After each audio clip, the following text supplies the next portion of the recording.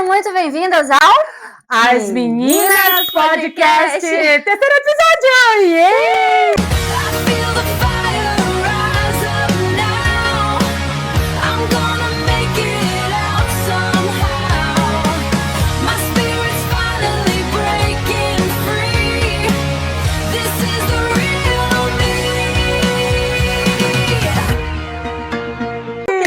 Amiga. Ai, tô feliz da vida. Viu? A repercussão do segundo episódio foi um grande sucesso. Eu tô muito feliz. Ai, que bom. Obrigada a todas vocês que estão aqui nos acompanhando. Estão curtindo? Qualquer coisa, comenta aqui abaixo do vídeo. Vai lá ver o episódio 2, o episódio 1. E assim, a gente tá muito, muito feliz por essa oportunidade. Já se inscreve no canal caso você não seja inscrita. Deixa o seu like aí, ó. Isso nos ajuda. E também é importante aquele sininho, né, amiga? Ah, sim, ligar a notificação. Isso, porque sempre que for ao ar um conteúdo novo, você vai ser a primeira a ficar sabendo. E já pega aí o teu chimarrão, né, amiga? O que? Um chazinho, ou o teu suco, né? Ou a tua água, tanto faz, mas vai lá e se prepara, porque o episódio de hoje tá babado. E outra coisinha, vocês andaram comentando sobre nossos looks. Obrigada. Deixa aí no comentário o que vocês acharam do look de hoje, hein, meninas, né? A gente faz isso tudo com muito amor e carinho pra você. Pra ficar bonita pra ficar vocês bonita, também, né? gente. Obrigada. Muito obrigada por todos os elogios que vocês têm feito. Obrigada mesmo. Então, vamos lá começar. E o tema de hoje tá bem especial. Na semana passada, no segundo episódio, nós falamos sobre como as feridas emocionais fragmentam a nossa identidade. Gente, Sim. foi forte.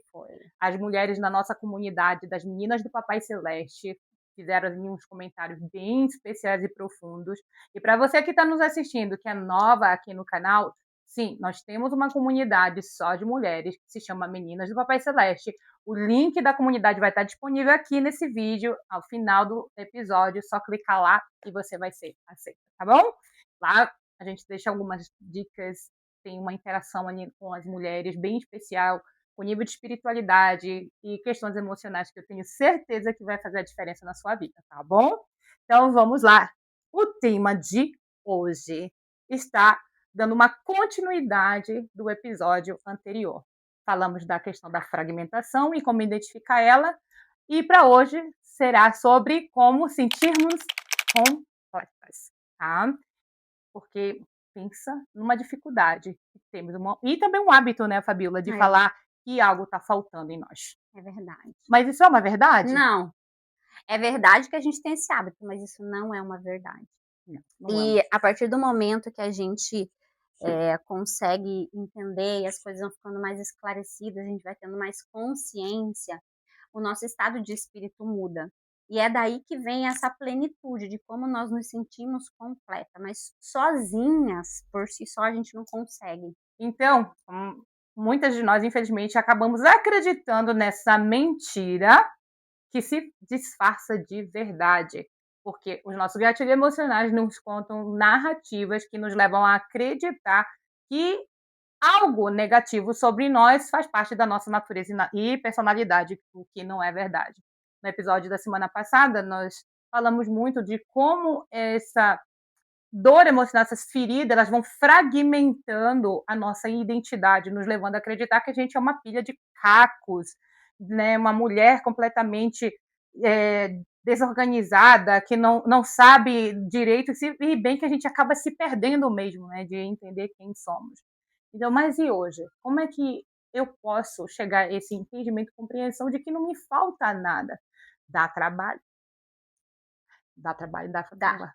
Porque você vai ter que encarar algumas verdades. Dá trabalho, sabe? E uma coisa, Cris, nós somos tendenciosas. A nossa natureza humana, nossa parte carnal, existe uma tendência à murmuração, uma tendência a reclamar, uma tendência a se vitimizar, uma tendência a não assumir a responsabilidade. Isso a gente vê que é desde o princípio, a partir do momento em que o orgulho foi, assim, o orgulho, a mentira, né? Desde o momento da queda, já aconteceu muitas mudanças, então já foi instituído na nossa natureza.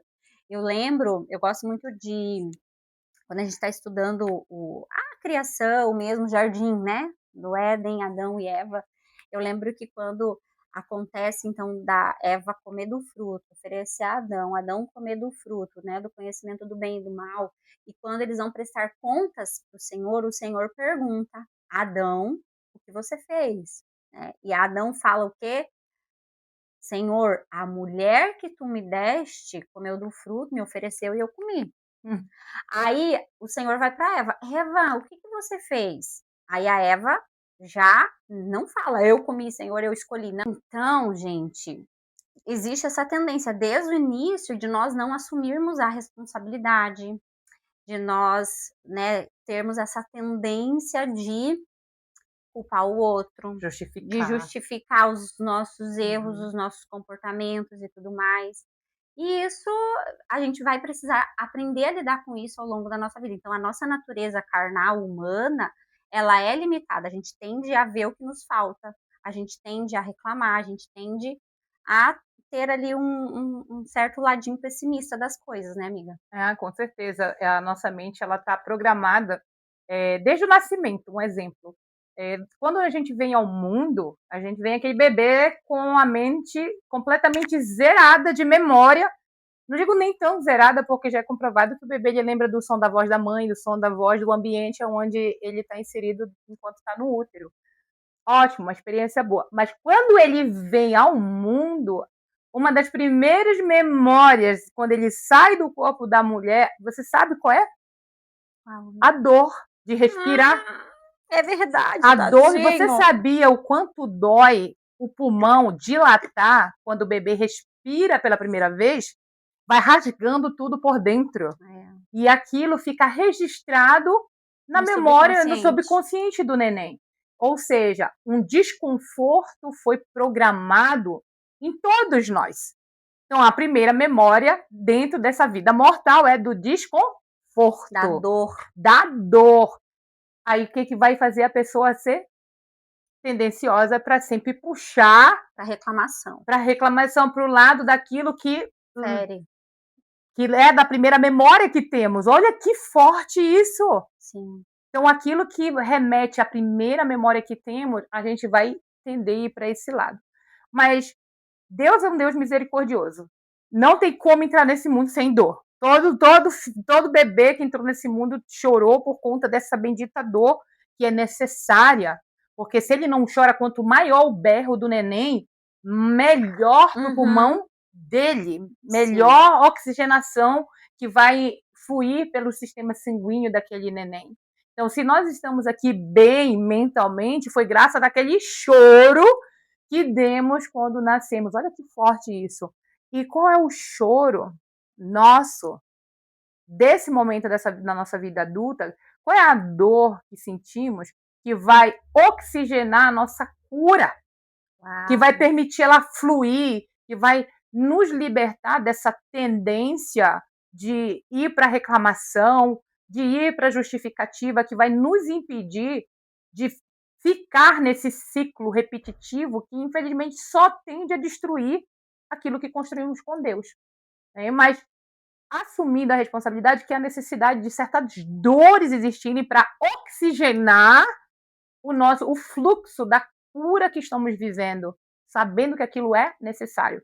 E que dor é essa? A dor da autorresponsabilidade, de olhar e admitir, não, eu não posso mais me esconder por trás dos meus traumas, eu não posso mais me esconder por trás da dor da vítima, eu não posso mais me esconder por trás daquilo que meus pais fizeram para mim, eu não posso mais seguir me escondendo atrás de nada. É encarar a verdade e dizer: eu não posso mais ser assim. Isso é destrutivo. Isso não está me levando a lugar nenhum. Está apenas enraizando, ou seja, está fortalecendo o acordo emocional dentro de mim de que eu não sou completa, de que algo me falta. Realmente, a verdade é essa: falta algo. Não em si. Falta você admitir aonde você está errando. Simples assim. Amiga, e olha só, veio aqui algo muito profundo que eu estava Sim. refletindo esses dias, tá? Eu estudei química um tempo atrás, né? Eu fui trabalhei na indústria, enfim, tem Sim. ali a formação de química bem doida, bem doida, né? Sou terapeuta, já foi química, enfim. Mas é muito interessante porque eu gosto de observar a natureza. E a química fala muito sobre a natureza e tudo fala sobre Deus, tudo, tudo, a química, a física, a mecânica, tudo fala sobre o Criador. E dentro da química, quando a gente vai lá para a matéria, para um átomo, no átomo existe, né, os elétrons ali na última camada de valência e é muito interessante porque tudo tende a uma estabilidade, tudo tende a ser completo, tudo tende ao equilíbrio. Então tem uma lei dos 8 elétrons na camada de valência. E aí, quando tem mais ou menos elétrons, os átomos eles se conectam com outros átomos, formando então o que as moléculas que vai formar tudo, né? A matéria. Então, olha que interessante, se tudo tende a uma estabilidade, tudo tende ao equilíbrio, quando a gente observa a natureza, a gente também observa nós também tendemos a uma estabilidade, nós também tendemos a um equilíbrio. Então, quando a gente tem esse sentimento de falta, que nos falta alguma coisa, claro que é óbvio, por quê? Porque se eu não sou daqui, eu sou um ser divino e estou passando por uma experiência terrena, o tempo inteiro o meu eu, ele está tendendo a ser divino de novo, a ser celestial de novo. Só que aí vem o X da questão. Isso vai existir, vai continuar existindo enquanto nós não formos um ser glorificado, ressuscitado e quem que preenche isso que nos falta enquanto nós existirmos é Jesus Cristo, é a expiação, é a graça dele que nos complementa e que nos enche, que por isso a gente consegue sentir alegria mesmo sabendo que ainda nos falta alguma coisa. Então, eu trazendo esse paralelo de observar a natureza e observar a nós mesmos, para você entender essa questão aqui dos átomos e não sei o que, de não sei o que, de não sei o que, é só olhar para o ferro, né? O ferro, ele ferruja, não ferruja? A Uhum. ferrugem, o que que a ferrugem é? É o óxido. Então, todo ferro que é exposto ao ar e à umidade, ele vai oxidar. E o que que é essa oxidação? É esse ferro que foi tirado lá da natureza, do minério de ferro, que foi ali fundido tudo para se tornar o ferro puro, isolado. Quando ele entra em contato com a natureza, ele tende a enferrujar. E ele tende, o que que é esse enferrujamento? É ele voltar a ser óxido, ou seja, minério de ferro de novo. Então a natureza, ela é muito incrível, porque ela te inspira, ela te mostra, ela te revela muita verdade sobre nós mesmos. Então se até lá no ferro, ele está tendendo a se tornar quem ele é por natureza, nós também, nós estamos constantemente nos tendendo a nos tornar seres celestiais. É por isso que vem aqui um boom e daí você fala: "Nossa, agora eu entendi". E aí tem essa questão aqui, as minhas dores, os meus traumas, é por isso que me comporto assim, e você sempre quer mais, nunca acaba. Nunca Uhum. acaba. Não, Tipo, pronto, descobri isso, resolvi, curei isso aqui, pronto, completa. não. Nunca acaba, porque você vai é o processo de santificação, é a sua aqui ó, natureza querendo se tornar celestial de novo. E é por isso que é um Uhum. processo evolutivo. E da mesma forma que na natureza tem coisas que se autodestroem, infelizmente tem pessoas que não conseguem ter esse olhar e que querem e se autodestroem. E aí é papo para outro episódio. Já estamos querendo adiantar as coisas. E complementando o que a Fabiola deixou aqui belamente explicado, é entender uma coisa sobre a sua identidade. Nós somos a imagem e semelhança do nosso Papai Celeste, um ser indestrutível, eterno, onisciente, onipresente. Esse é o nosso material, é a matéria que nos compõe, é de natureza eterna. Como que algo de natureza eterna vai querer encontrar tipo, cheguei nesse ponto daqui não passa, não tem como. É aquela questão de seguir buscando, buscando, e atingir esse nível. Mas a gente cometeu muito esse erro, né, Fabiola? Achando. Buscando atalhos. De achar que havia chegado, tinha um ponto de deu, daqui não vai mais. Muitas pessoas falam, quando que a chave virou? Gente, vai virar para uma porta, você abre, vive aquilo nessa nova atmosfera que foi destravada para você, mas já tem a próxima. Não é uma chave, são milhões, porque somos seres de natureza eterna, simples assim. E tudo que é eterno tem continuidade infinita. Então não deixa que jamais alguém engane você achando esse método daqui vai mudar de forma permanente. Não é assim. Vai mudar algo, uma das questões de forma permanente. Ou seja, a partir do momento que eu entendi a minha identidade, por exemplo, que eu sou uma filha amada de Deus, não tem mais nada que tire isso de mim agora. Então mudou, transformou a minha mentalidade em como eu me vejo de forma permanente. E uma coisa que eu quero deixar claro aqui para vocês, tá? Existe a diferença entre mudança e transformação. Um exemplo, estou aqui com a capa do meu celular, tá? Mudei ela de lugar nesse momento, mudei, correto? Mas posso mudar de volta para o lugar onde ela estava. A mudança, ela é algo temporário. E o nosso objetivo com a missão que o Senhor nos deu, com o podcast, com a mentoria, com o livro, com as palestras que nós ministramos, não é para trazer mudança, é para trazer transformação. Agora, se eu pegasse essa capinha do celular e derretesse o plástico dela para fazer um outro objeto, isso é transformação, não é mudança. Porque a partir do momento que eu quisesse pegar essa mesma capinha e tentar, me arrependi, eu quero que ela volte a ser a capinha que era. Não tem como, a não ser que eu entre em contato com o país onde ela foi feita, mas não vai voltar a ser a mesma, ela já vai ser uma outra coisa, porque a partir do momento que eu destruir ela e transformá-la em outra coisa, já era, não tem como voltar. A transformação emocional e espiritual é a mesma coisa. Você não quer mudança, você quer transformação. Mas a transformação só é possível quando você inicia certas mudanças, algumas coisas que são de natureza temporária e você vai evoluindo até chegar numa natureza permanente, que é a transformação. Eu comecei estudando as escrituras sem entender de verdade qual era a minha identidade. Por isso, eu mudava por um tempinho, eu sou uma filha amada, mas não me tratava como essa identidade. Eu não conseguia, porque a transformação ainda não havia acontecido, tá? Então, a partir do momento que a transformação ela ocorre, aí se torna permanente o que você absorveu de informação.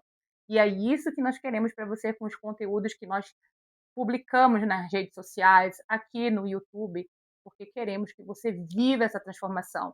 E no meu caso, não é somente na questão da minha espiritualidade, é algo externo também.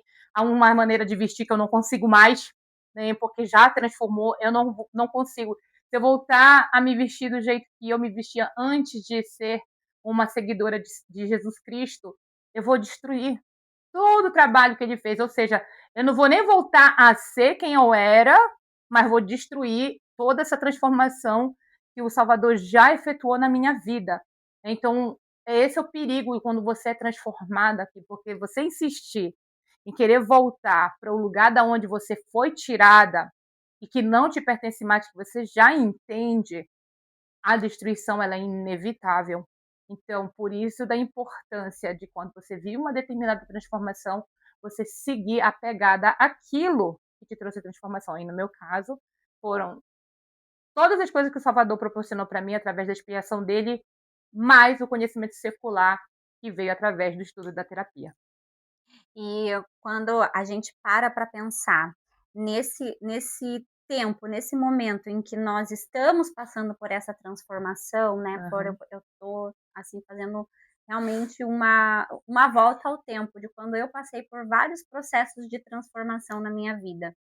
E é justamente isso, é o amor do Salvador que faz esse processo se tornar quase irreversível, né. Quase irreversível, a menos que você queira de forma, rebeldia obstinada, se transformar em algo pior do que você era antes, mas aí isso é papo também para um outro episódio.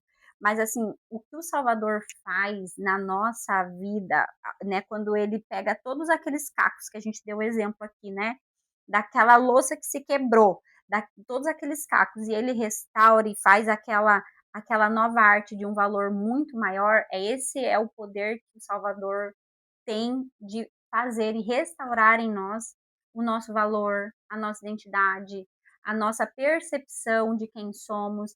E aí vem um trabalho que é igual eu falei, enquanto nós vivemos aqui, a gente sempre vai estar em processo evolutivo, enfim, mas enquanto isso, a gente desenvolve um novo estado de mentalidade, de espírito, de saber que o Senhor, ele cuida de todos os detalhes. E por isso que aí a gente entra naquele outro nível mais fundo, né, Flor, do senso de não nos faltar nada. Nada. Nossa, isso aí é muito Mesmo sabendo que profundo. não somos completas, a gente sabe que o Senhor, ele falou: "A minha graça basta". Uhum. Então, quando eu recebo isso e tomo para mim como verdade, eu obtenho revelação sobre isso, que a graça dele basta, pronto, basta. Então significa que tudo aqui agora é suficiente.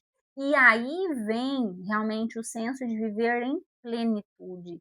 Plenitude, ser pleno, ser completo, mesmo sabendo que eu ainda não estou completa, mesmo sabendo que ainda tem um longo caminho pela frente, mesmo sabendo que muitos dos mistérios serão revelados lá no mundo vindouro, além daqui. Então, na minha consciência limitada, se eu tomo isso como verdade, para mim eu obtenho revelação e o Espírito revela em você, isso é uma coisa que é inegável. Pronto, aí você tem realmente, eu falo assim, enraizado em você, que a graça do Senhor basta. E isso só é possível por meio do Salvador Jesus Cristo. Muito bem, eu gostaria de deixar uma escritura que dá suporte sobre a graça do Senhor basta. Veio através do estudo de Salmos, uma escritura extremamente conhecida mundialmente. Eu sei que muitas pessoas ao redor do mundo usam, que é: o Senhor é meu pastor, Nada me faltará. nada me faltará. Eu lembro a primeira vez que eu li essa escritura, e eu era recém-conversa, eu falei: nossa, Senhor, meu pastor, nada me faltará. Eu foquei somente na parte de que nada vai me faltar. Tá bom. Com o passar dos anos, estudando ali o livro de Salmos, que eu tirei um ano para estudar o livro de Salmos, eu lembro que quando eu li, foi por volta ali de 2017, creio eu, e eu li: o Senhor meu pastor, nada me faltará. E o Espírito Santo pegou a oportunidade e disse: agora ela está pronta para entender o que essa escritura significa. Ele me ensinou que quando eu clamo que o Senhor é o meu pastor e nada me faltará, eu estou dizendo o seguinte: que quando eu afirmo: ai, está faltando coisas na minha casa, porque está faltando dinheiro, porque está faltando inteligência emocional, porque falta aquilo, todas as vezes que eu abro a boca para reclamar de algo que me falta, eu estou negando Deus como meu pastor. Minha nossa. Pegou aí? Essa que doeu. Doeu assim de um jeito, gente. Porque se eu digo: o Senhor é meu pastor, eu abro a minha boca, desculpa, e vomito retidão por dizer que ele é meu pastor, nada vai me faltar. O que é que eu estou fazendo, gritando para o mundo que está me faltando um monte de coisa? Que me Senhor, falta. eu não te conheço. Aí eu entendi. A partir do momento que eu dou permissão para o Senhor ser meu pastor, eu não devo abrir a boca para ficar reclamando, porque a minha reclamação é renegar ele como meu pastor. É muito forte. Ou seja, eu estou dizendo, estou esfregando na cara do meu Deus, que eu digo servir, que eu sou incompleta. E a culpa é dele. A partir de hoje, você nunca mais vai reclamar que está faltando alguma coisa na sua vida. Eu vou escrever aqui em algum lugar na minha casa que se eu reclamo de algo que eu não tenho ou de algo que eu digo que está faltando, é justamente isso. Então o Senhor não é o meu pastor. Se está me faltando, Sim. é uma coisa que é quase óbvio. Como é que a gente reclama ainda? Como? Misericórdia. Porque a nossa tendência é estar sempre olhando para o futuro ou focado demais no passado, que infelizmente nos dias de hoje, as pessoas que excessivamente se preocupam com o passado são pessoas que sofrem com depressão. E pessoas excessivamente preocupadas com o futuro são pessoas que são dominadas pela ansiedade, né? A ansiedade, ela controla a vida dessas pessoas. E Deus, Ele quer que nós sejamos seres focados no presente. Mas em que sentido? No sentido da gratidão, Uhum. no sentido de entender que para hoje tenho tudo o que eu necessito, tenho tudo o que eu preciso. Jesus falou, né, amiga, eu amo os ensinamentos de Jesus que, principalmente quando ele se remete à natureza, mas ele falava no Sermão da Montanha: "Olha os lírios do campo, olha as aves do céu, o Senhor cuida Sim. deles. Quem dirá você que é o filho, que é a filha?". Então ele fala: "Basta cada dia o seu mal, cuida do dia de hoje". Então eu acho lindo, esse ensinamento. Aí já traz também, Cris, o meu estudo dessa semana de Êxodo, quando o povo estava lá, né, o povo de Israel estava lá no deserto. Por que que Deus permitiu que tudo aquilo acontecesse? Enfim, teve todo o processo da escravidão e depois da libertação e da peregrinação no deserto, e aí teve o maná do dia. Então nada faltou para o povo, eles, sobreviveram a tantas coisas e é isso, a nossa vida aqui hoje, pode ser comparada a essa peregrinação, né, a gente vive sob a confiança, sob a fé. Se nós, soubéssemos de tudo, não precisássemos exercer fé, acreditar naquilo que a gente não pode ver nem tocar, aí não seria viver pela fé, seria o conhecimento perfeito. E aí pelo conhecimento perfeito, a gente já viu relatos de tantos que viram anjos, que tiveram conhecimento perfeito e que continuaram, né, negando isso. Então, eu sou muito feliz e grata por poder viver pela fé e exercitar a fé. E Jesus ele falou isso e outras coisas, né, como a minha graça basta. Então, a gente precisa sempre ter essa conexão assim de, ok, no âmbito da minha mente, do meu corpo, da matéria, a ciência e também na espiritualidade, a fé, ambos precisam caminhar juntos. E é por isso que a gente traz muitos paralelos, né, dentro dos nossos da nossa forma de falar, de abordar e de traduzir as emoções e tudo o que acontece internamente, as nossas feridas, enfim, também com as verdades bíblicas, com as verdades realmente é, faladas e ditas por Jesus. Eu acho isso lindo. E uma coisa bem importante que é uma pedra de tropeço dentro do nosso progresso espiritual e emocional, são os gatilhos emocionais e os acordos que estão escondidos por trás desses gatilhos. Muita gente nos pergunta: "Cristina, Fabíola, o que são esses acordos emocionais que vocês Uhum. tanto falam que estão por trás dos gatilhos?". Lembra do exemplo do nascimento nosso, bebezinho, por causa da experiência de dor que nós vivemos no nascimento, já programou a nossa mente para esperar sempre o quê? Viver mais dor. E nós seguimos aguardando isso. Isso é um acordo que acontece dentro do nosso subconsciente. Um exemplo, um dos acordos emocionais que eu carregava era a questão de me sentir injustiçada, rejeitada, a questão do abandono. E que acordos estavam por trás desses sentimentos que eu carregava? Quando o gatilho, por exemplo, da rejeição era ativado em mim, como um gatilho da rejeição podia ser ativado em mim? Uma das dificuldades que existia no meu casamento era se meu esposo passasse, por exemplo, o dia inteiro sem entrar em contato comigo, não me dá um oi, eu já sentia totalmente insegura. Ok, meu casamento já está indo por água abaixo. Ai, já está se está se distraindo com outras coisas, já está priorizando outras coisas. Então vinha toda uma narrativa na minha mente que se colocava diante da minha felicidade, entre a minha felicidade do meu casamento e a minha dor. Então, por conta desse gatilho, existe esse acordo: ó, Cristina, todas as vezes que você se sentir rejeitada, isso é um sinal de que você não é prioridade. Então, era o acordo emocional por trás dessa dor que era ativada através do meu gatilho. Então, eu tenho certeza que você que está nos ouvindo agora, existem vários gatilhos da raiva, da tristeza, da frustração. Então, quando você tem esses sentimentos, esse sentimento te traz para a superfície um acordo, uma crença que você tem a respeito da sua identidade, a respeito da sua vida, a respeito do seu relacionamento. Então, se esse acordo, se esse sentimento, se essa narrativa ela não é positiva, ela vem do não sagrado. E é bíblico, né, amiga? Eu amo aquele versículo, não vos conformeis com esse mundo, mas transformai-vos pela renovação da sua mente. Então, olha só, a transformação, ela começa na renovação da sua mente. Renovação da mente. Como é que eu vou renovar minha mente? Consumindo coisas diferentes, aquilo que você vê, aquilo que você ouve, aquilo que você come, o ambiente em que você vive, as pessoas com quem você conversa.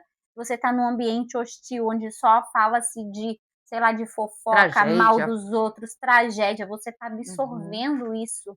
E isso faz parte aí do teu modelo mental.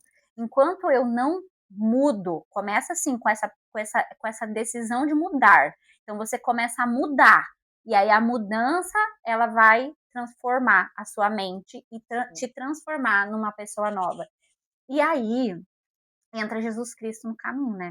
Ai, com certeza, porque ele quer que a gente tome o primeiro passo com a mudança, porque a transformação não é a gente que efetua, é ele. Exatamente. Ele é o único que tem o poder para efetuar a transformação. Então, a partir do momento que você consegue viver uma determinada transformação na sua vida, dai glória ao Senhor nas alturas, porque é Ele o responsável por essa transformação. Ok? Então, um outro ponto que eu queria trazer aqui para você, que quando você iniciar, independente de qual seja o processo que você queira transformar na sua vida, seja transformar o seu emocional, seja querer transformar o seu financeiro, que é o que muita gente corre atrás, Uhum. né? Vai ter que começar com você, primeiro, despertando que existe um problema e que precisa ser resolvido e que você precisa mudar. O não se conformeis. Quando Uhum. vem uma, eu não me conformo mais com isso daqui. Isso daqui eu não quero mais, eu não aguento mais, eu não tolero mais. Por isso que muitas vezes a gente precisa chegar lá naquele nível do fundo do poço, onde você não se conforma mais para você desejar a verdadeira mudança. Existe uma parte na nossa mentoria ali da Êxodos, que eu não lembro qual é o dia exato, que fala assim: você está desperta para a existência de uma dor ou trauma, não significa que você já decidiu se curar dele. Uhum. Então, nesse momento, eu tenho certeza que você está despertando para muita coisa que existe e que você sabe que precisa ser mudado, mas isso não significa que você já decidiu. A decisão, ela vem em seguida de ação. A partir do momento que você decide, agora eu vou fazer isso aqui. Você está aqui assistindo esse episódio porque você tomou uma decisão para mudar algo na sua vida. Parabéns. Agora, o próximo passo é a consistência. É ser diligente naquilo que é necessário ser feito para você conseguir sustentar a mudança, porque a transformação não é sua responsabilidade, é de Cristo. E o nosso Salvador, ele preza muito por consistência. Ele preza muito por diligência, você fazendo, sabe, não se deixar abater pelas pedras de tropeço que aparecem no caminho. Elas são necessárias. Eu digo assim que as recaídas, elas são muito importantes, sabe por quê? Porque quando você está vivendo um processo e você recai, você volta a um lugar para te lembrar do porquê que você queria sair dali em primeiro lugar. Esse é o papel da recaída. Não que você vai fazer isso de propósito, não é Não. isso, não é isso. Porque vão acontecer circunstâncias que, infelizmente, vão ser gatilhos que vão fugir do seu controle. Mas você vai cair ali para entender, agora eu sei o porquê eu não quero ficar aqui. Agora eu sei o porquê que eu iniciei esse processo. Vai ser difícil, com certeza, mas o Salvador ele falou que não seria fácil, mas que valeria a pena no final. Então eu estou aqui para falar para você que vale a pena sim. Eu iniciei meu processo de cura emocional e espiritual em 2009. Já estamos em 2026, ou seja, já tem vai fazer 18 anos. 18 anos. Quero parar porque já alcancei nunca, como foi falado no início aqui do episódio, nós somos seres feitos de matéria eterna. Somos filhos de um Deus eterno. Então essa busca ela não vai cessar. O Salvador vai voltar e nós vamos seguir evoluindo numa escala extraordinária. Eu mal posso esperar. Glória a Deus. Eu mal posso esperar. Então, comece entendendo esse princípio aqui. Eu despertar para a existência de algo que eu preciso mudar, não significa que eu decidi viver essa mudança. Você tem que tomar uma decisão. E agora a decisão está aí, diante de você. Talvez você tenha aqui realmente despertado para vários pontos da sua vida que você não se conforma mais, né? Talvez é o relacionamento com o seu marido, talvez é com seus filhos, talvez é no trabalho, talvez é na tua própria vida espiritual, você quer viver mais intimidade com Deus, quer entender mais os mistérios do Senhor, ou talvez no relação financeira, enfim, sei lá o que você não se conforma mais. Mas esse é um ponto de decisão, é um ponto em que você, pronto, agora o que eu vou fazer com isso?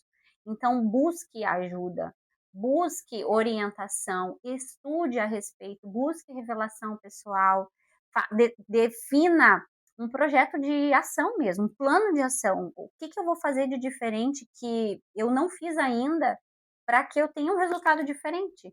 E quando a gente se esconde demais atrás da nossa dor, atrás do nosso trauma, quando a gente está muito ali na postura de vítima, dificilmente a gente consegue dar um passo de mudança ou de transformação. A gente não consegue, a gente fica ali esperando que alguém venha nos resgatar. Então você vai precisar encarar qual é a tua responsabilidade diante dessa situação que está aí te acometendo nesse momento, qual é a sua responsabilidade nisso? Porque se chegou nesse ponto, é porque você permitiu com que chegasse. Se alguém te abusou, te abandonou, você também permitiu que isso acontecesse agora na sua fase adulta. Então, assumir a responsabilidade, sabe? O que eu fiz? O que eu permiti? Onde que eu negligenciei? O que eu poderia ter feito diferente? Pronto, vai doer. Misericórdia, dói. Encarar dói, confessar dói. Mas aí vem a mudança. E aí vem a transformação. Então, esse. Não tem muito para onde fugir, não, tá? O processo de cura é doloroso. É doloroso. As bufeteadas assim, ó. Mas é libertador. É libertador. Porque a sensação que você tem de enfrentar as coisas, a vida, igual a Cris falou, mesmo que tenha uma recaída, mesmo que coisas aconteçam, coisas ruins vão continuar acontecendo, infelizmente, esse é o processo, mas a forma como eu encaro aquilo muda, sabe? A força que eu adquiro para enfrentar determinados problemas é diferente. E uma das frases que ecoa, assim, ó, todas as vezes que eu passo por um desafio, assim, um desafio de doer, eu lembro de Jesus falando, tem de bom ânimo. Quando ele fala isso, tem de bom ânimo, e tem de bom ânimo, não sei quantas vezes ele falou, mas ele falou muitas vezes, tem de bom ânimo, tem de bom ânimo, tem de bom ânimo.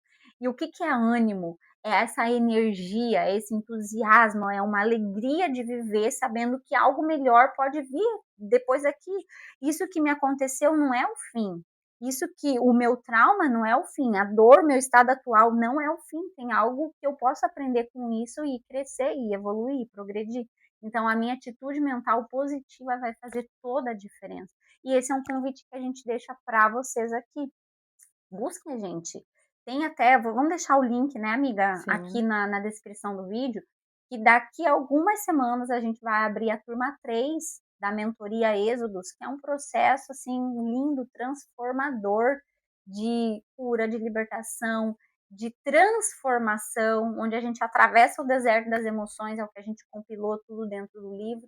E aí, se fizer sentido para você, manda uma mensagem, a gente explica mais detalhes e de repente você vive esse processo inteiro com a gente, vai ser bem lindo. Então, muito obrigada, meninas, e ó, foi maravilhoso estar participando desse terceiro episódio com vocês. Fabiola, obrigada, meu amor, Obrigada, mais uma vez. Já comenta aqui o que mais tocou aí no teu coração, tá bom? A gente vai amar interagir com vocês, tá bom? Beijo e até o próximo episódio. Tchau, tchau. Tchau.